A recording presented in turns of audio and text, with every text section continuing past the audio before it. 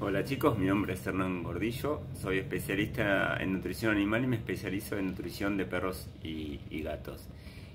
Bueno, y en este videito lo que les quiero comentar es hablar un poco del metabolismo del calcio y del fósforo en los perros, y para que entiendan bien cómo es la fisiología, qué hormonas intervienen. Y por el otro lado, en otro video, para hacerlos cortos los videos, vamos a hablar de en qué situaciones puede haber deficiencias de calcio. Voy a dar dos ejemplos que son muy diferentes, pero van a poder entender cómo es el mecanismo de compensación cuando falta el calcio en el organismo. Fisiológicamente podemos decir que el calcio y el fósforo son una pareja que van siempre de la mano y tienen que estar en equilibrio y en una concentración en sangre que puede ir de 9 a 11 en el caso del calcio, del 3 al 6 máximo en el caso del fósforo, y se tienen que mantener esos los niveles. Y hay dos hormonas que mantienen un equilibrio para que el calcio y el fósforo estén en esos niveles, que son la paratormona y la calcitonina. La paratormona es la que se produce en la glándula paratiroides, bien pegadita a la glándula tiroides, y la calcitonina se está produciendo directamente dentro de la glándula tiroides, ¿sí? Están muy cercanas anatómicamente estas dos hormonas. Estas hormonas tienen una acción opuesta en la regulación del metabolismo del calcio y el fósforo. En el caso de la paratormona, se activa cuando falta calcio en el organismo, o sea, cuando hay hipocalcemia. Si es de origen nutricional, bueno, ahí se activan todas las alarmas. ¿Y qué hace la paratormona? Es bastante simple en realidad. Por un lado, activa la vitamina D3 en el riñón para que esta hormona produzca el aumento de la absorción de calcio a nivel del intestino. Por el otro lado, directamente actúa sobre los huesos, sobre los osteoclastos, para reabsorber hueso y ahí obtener calcio para aumentar la calcemia, y al mismo tiempo el exceso de fósforo también lo elimina por los riñones. En cambio, cuando supongamos que nos pasamos con el calcio y hay mucho calcio en sangre, el organismo va a tratar de eliminar ese calcio. ¿Y con quién lo elimina? Con la otra hormona que es el opuesto, que es la calcitonina, que entonces va a restringir la absorción de calcio a nivel intestinal. Lo que va a hacer es eliminar el calcio y reabsorber el fósforo, un poco lo opuesto a lo que hace la hormona paratiroidea. Entonces, en esos equilibrios es que se mantiene la homeostasis del calcio y el fósforo, ¿sí? Porque recuerden que tienen que mantenerse en ese equilibrio. Si se excede la cantidad de calcio y de fósforo en el organismo, puede haber calcificaciones ectópicas, como van a ver a futuro en otras patologías. Así que, en resumen, ese es lo que es el metabolismo en dos palabras, explicado por un nutricionista para que lo puedan entender, ¿sí? Es muy a grosso modo, pero de esa manera lo van a entender. Y ahora les voy a dar en otros dos videos el ejemplo práctico de qué pasa cuando falta el calcio y en qué situaciones se puede dar la deficiencia de calcio. Bueno, ahora les voy a hablar de la deficiencia de calcio, qué ejemplos hay de deficiencias de calcio o en qué momento puede haber deficiencia de calcio. Lo más común es encontrar la deficiencia de calcio en un animal en crecimiento. Es el típico perrito que básicamente está consumiendo una dieta a base de carnes principalmente, y que no recibe un suplemento de calcio en la dieta. ¿Por qué se da esto? Porque en general, principalmente en el caso de las carnes y en general en todos los alimentos, son altos en contenido de fósforo, tienen mucho fósforo en relación al calcio. De tal manera que esta diferencia es abismal. Por ejemplo, el hígado puede tener 40 a 1 a favor del fósforo, 40 veces más fósforo que calcio. Pero normalmente todas las carnes seguramente tienen una diferencia de 20 a 1, ¿sí? O sea, por cada 20 gramos de fósforo va a haber 1 de calcio. Esto ocurre también en los vegetales, tal vez en un poco más medida, pero casi todos los ingredientes que consumimos que consumen nuestras mascotas, tienen altos contenidos de fósforo.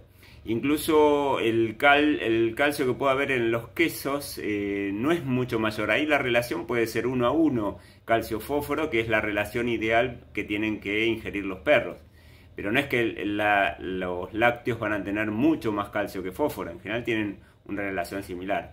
Y otros ingredientes que pueden tener un poco más calcio que fósforo, por ejemplo, es la selga y la espinaca.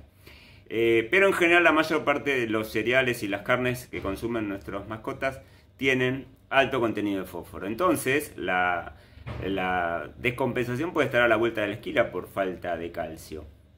Normalmente lo que ocurre es que con la administración crónica de carne sin el agregado de carbonato de calcio como fuente de calcio, ahí empieza a haber una deficiencia de calcio, porque para el organismo hay mucho fósforo y poco calcio. Entonces ahí, como la pareja de calcio y fósforo tienen que estar en un equilibrio en sangre, es donde empieza a actuar la paratormona. ¿Qué hace la paratormona? Otra vez, activa la vitamina D para que el intestino esté ávido de absorción de calcio, saca calcio de los huesos, y de esa manera empieza a compensar. Entonces el calcio se normaliza en sangre, pero lo que ocurre es que sus huesos se van a hacer cada vez más débiles. Y lo que puede ocurrir en cachorros, lo más común, es que empiecen a tener problemas de fragilidad en los huesos y eventualmente sufrir fracturas, ¿sí? Lo más común es que en un cachorro que está desnutrido, si uno sacara una radiografía, en los huesos se vería una menor densidad ósea, y esa es la forma en que lo podrían,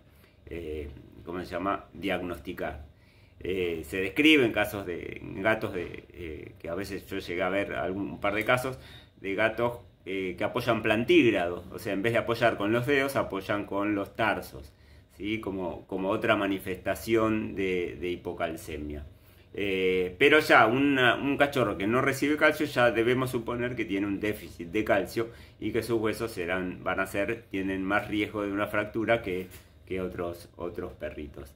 Entonces, básicamente acá es sencillo en este caso de deficiencia, porque suplementando con carbonato de calcio, que se consigue en cualquier veterinaria, ya uno equilibra en una relación 1 a 1, es lo ideal, de calcio con fósforo, y después hay que suplementar en función de la cantidad de carnes que uno le vaya dando, ¿sí? Así que bueno, eso es en términos general cómo es el metabolismo del calcio y del fósforo en el caso de deficiencia de calcio de origen nutricional en un cachorro.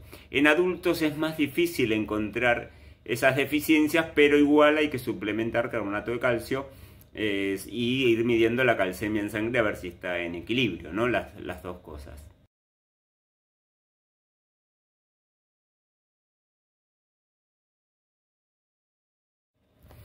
Bueno, y por último, el otro caso de deficiencia de calcio es bastante paradojal, porque es lo que ocurre en esas perras que están en lactancia en la tercera semana de lactación y de pronto empiezan a convulsionar. ¿Por qué convulsionan? Porque justamente lo que hay es una deficiencia de calcio. Entonces uno dice, bueno, le faltaba calcio de la dieta a esa perra lactante y por eso tuvo la eclampsia. Esa sería la forma más que uno por sentido común diría, le falta calcio porque no le están dando calcio. Bueno, acá es justamente al revés. Es un ejemplo de hipocalcemia secundaria a una hipercalcemia anterior. ¿Cómo es esto?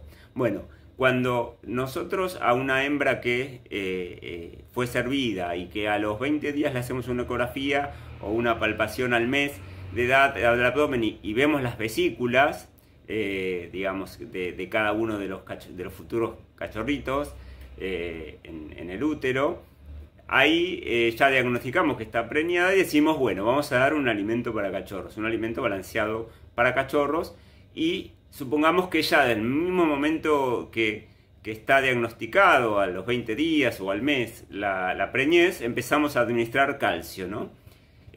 Bueno, si nosotros le administramos calcio durante toda la gestación, va a pasar, paradójicamente, que al momento que cuando lo necesite, que es en el pico de lactación a la tercera semana, ahí empieza en deficiencia. Pero ¿cómo puede ser si yo le estuve dando calcio toda la gestación, que de pronto tengo una eclampsia a las 3 semanas en el periodo de lactación, que cuando más demanda de calcio hay? No puede ser. Bueno, justamente ahí ustedes habrán aprendido lo que es el mecanismo de feedback negativo. Y en realidad, si nosotros durante el periodo de gestación, antes del día 40, le damos mucha cantidad de calcio, ahí lo que vamos a estar haciendo es que la paratormona se duerma en los laureles, porque la señal que le estamos mandando es que hay abundancia de calcio, hay mucho calcio, y la paratormona dice, yo no tengo que laburar, no laburo, listo, hay calcio de sobra. Entonces, ¿qué pasa? Siempre va a haber calcio desde la dieta durante toda la gestación y durante el comienzo de la lactación. Y ahí no va a haber problemas porque le estamos suministrando calcio suficiente. Pero ¿qué va a pasar? Va a haber un momento en la tercera semana que ahí sí tal vez pueda faltar calcio, porque es la mayor demanda en la tercera semana de lactación de la madre, y que ahí se necesite absorber más cantidad de calcio de la dieta. Pero ¿qué pasa? La paradormona está dormida, la dormimos, ¿sí? No responde, porque tarda en responder, porque la dormimos porque le dimos mucho calcio antes. Y ahí es que no da tiempo a que se active la paradormona para estimular la reabsorción ósea ante los huesos y que aumente la absorción intestinal. Y ahí es donde tenemos la eclampsia. Entonces, ¿qué tenemos que hacer en estos casos? Bueno, justamente no hay que dar calcio hasta el día 40 de la gestación. Recién ahí aumentan los requerimientos de calcio, porque recién ahí al día 40 estamos formando los esqueletos de los fetos. Todo el desarrollo óseo y el mayor crecimiento de los fetos se da a partir del día 40 de gestación en adelante. Entonces, hasta el día 40 la nutrición tiene que ser igual a la de un animal adulto. No podemos darle alimento balanceado para cachorros, o no podemos suplementar calcio en una dieta casera en exceso como para la lactación y la gestación antes del día 40. Entonces lo que se recomienda es dar un alimento para cachorro, pero recién después del día 40, no antes. Lo mismo a suministrar calcio para las necesidades de lactación recién después del día 40.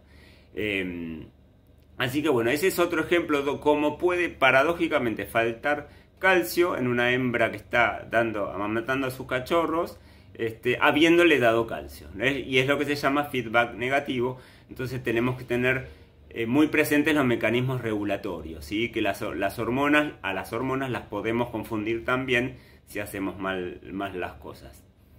Bueno, espero que les haya servido todas estas explicaciones.